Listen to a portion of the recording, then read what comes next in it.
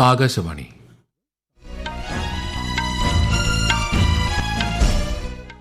നമസ്കാരം. വാർത്തകൾ വായിക്കുന്നത് സുധീൻ സൈനുദ്ദീൻ.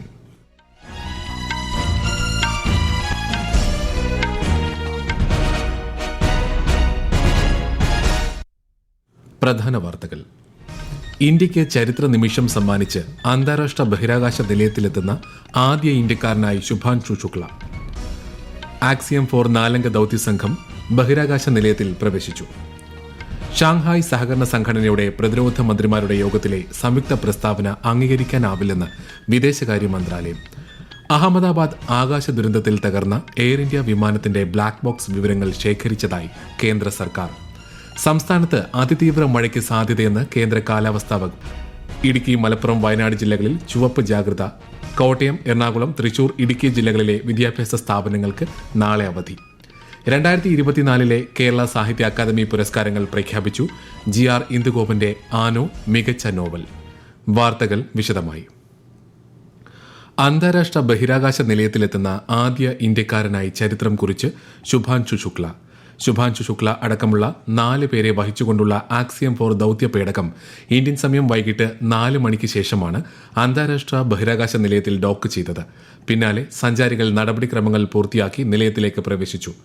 രാകേഷ് ശർമ്മയ്ക്ക് ശേഷം 4 പതിറ്റാണ്ടുകൾക്കിപ്പുറം ബഹിരാകാശത്തെത്തുന്ന ആദ്യ ഇന്ത്യക്കാരൻ കൂടിയാണ് ശുഭാൻഷു ശുക്ല. ഇന്ത്യൻ വ്യോമസേനയിലെ ഗ്രൂപ്പ് ക്യാപ്റ്റനായ ശുഭാൻഷു ശുക്ല ആക്സിയം 4 ദൌത്യത്തിന്റെ മിഷൻ പൈലറ്റാണ്.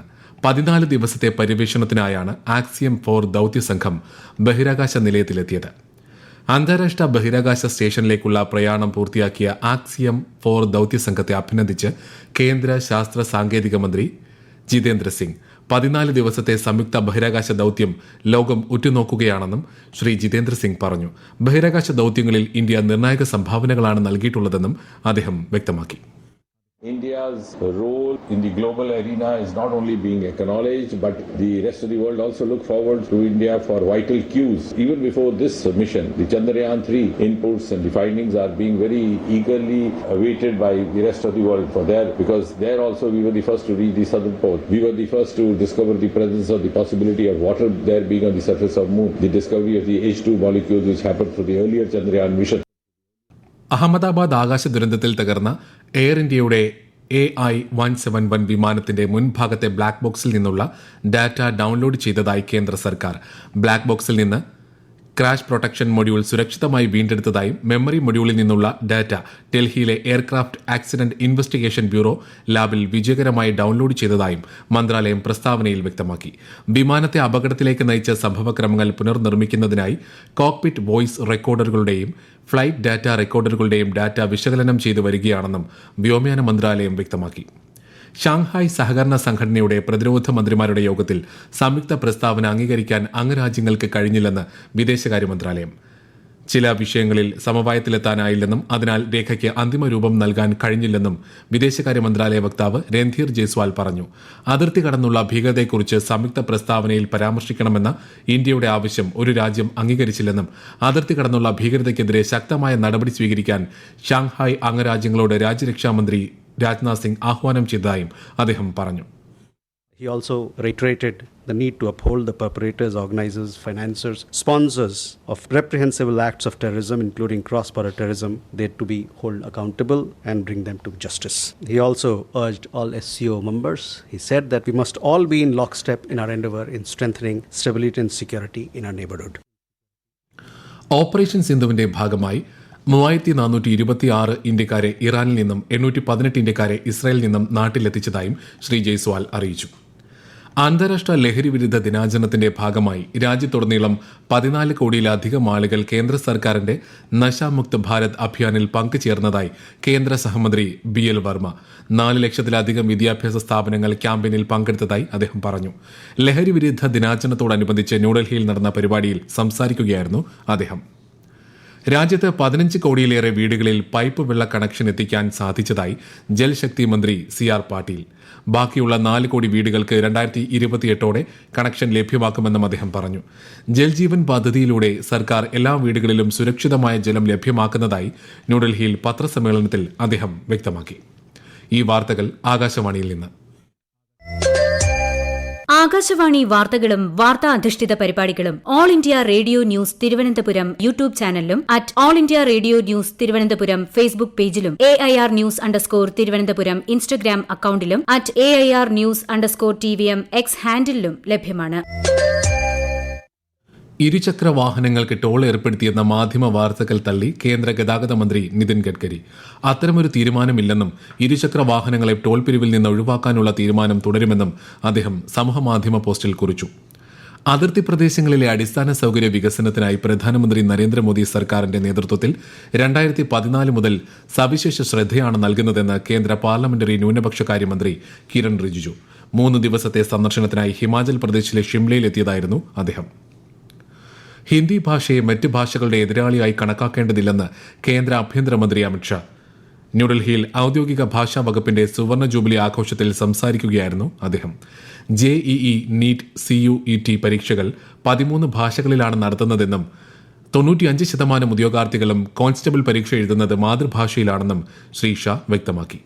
NEET, CUET ऐसी कई भाषाओं को अब 13 भाषाओं में इसकी परीक्षा ली जाती. पहले कभी भी CAPF के कांस्टेबल की भर्ती में अंग्रेजी या हिंदी में ही आप कर सकते हैं. हम इसको लचीला बनाकर हमने 13 भाषाओं को इसके परीक्षा देने की अनुमति दी और आज मुझे कहते हुए आनंद है कि 95% परीक्षार्थी अपनी मातृभाषा में कांस्टेबल का परीक्षा दे रहे हैं.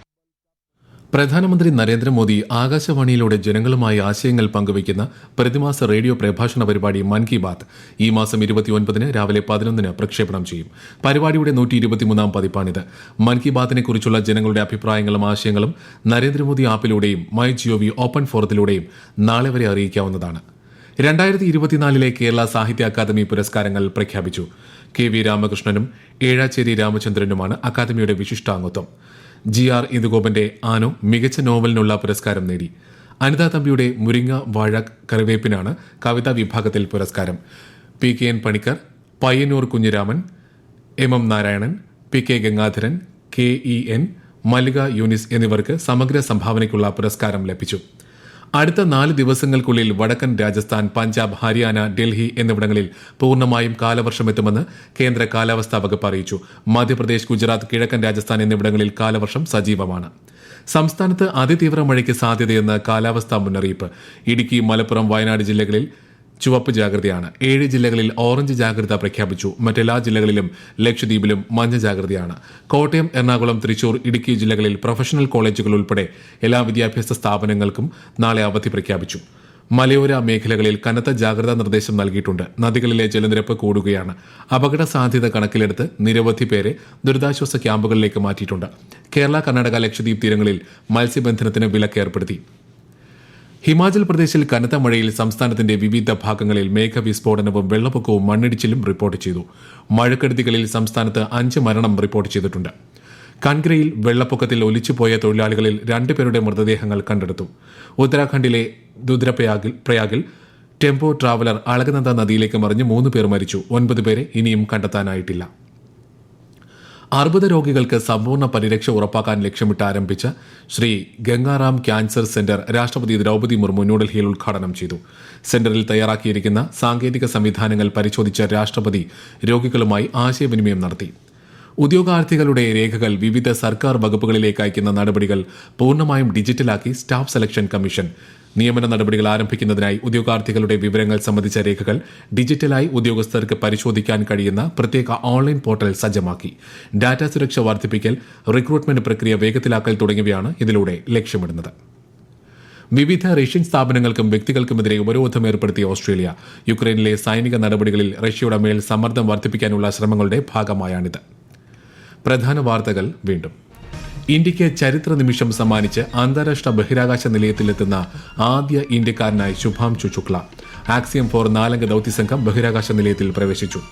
ഷാങ്ഹായ് സഹകരണ സംഘടനയുടെ പ്രതിരോധ മന്ത്രിമാരുടെ യോഗത്തിലെ സംയുക്ത പ്രസ്താവന അംഗീകരിക്കാനാവില്ലെന്ന് വിദേശകാര്യ മന്ത്രാലയം.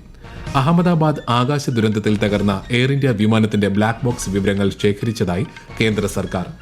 സംസ്ഥാനത്ത് അതിതീവ്ര മഴയ്ക്ക് സാധ്യതയെന്ന് കാലാവസ്ഥാ മുന്നറിയിപ്പ്. ഇടുക്കി, മലപ്പുറം, വയനാട് ജില്ലകളിൽ ചുവപ്പ് ജാഗ്രത. കോട്ടയം, എറണാകുളം, തൃശൂർ, ഇടുക്കി ജില്ലകളിലെ വിദ്യാഭ്യാസ സ്ഥാപനങ്ങൾക്ക് നാളെ അവധി. 2024 കേരള സാഹിത്യ അക്കാദമി പുരസ്കാരങ്ങൾ പ്രഖ്യാപിച്ചു. GR ഇന്ദുഗോപന്റെ ആനു മികച്ച നോവൽ. വാർത്തകൾ കഴിഞ്ഞു. അടുത്ത വാർത്താ പ്രക്ഷേപണം 8:35.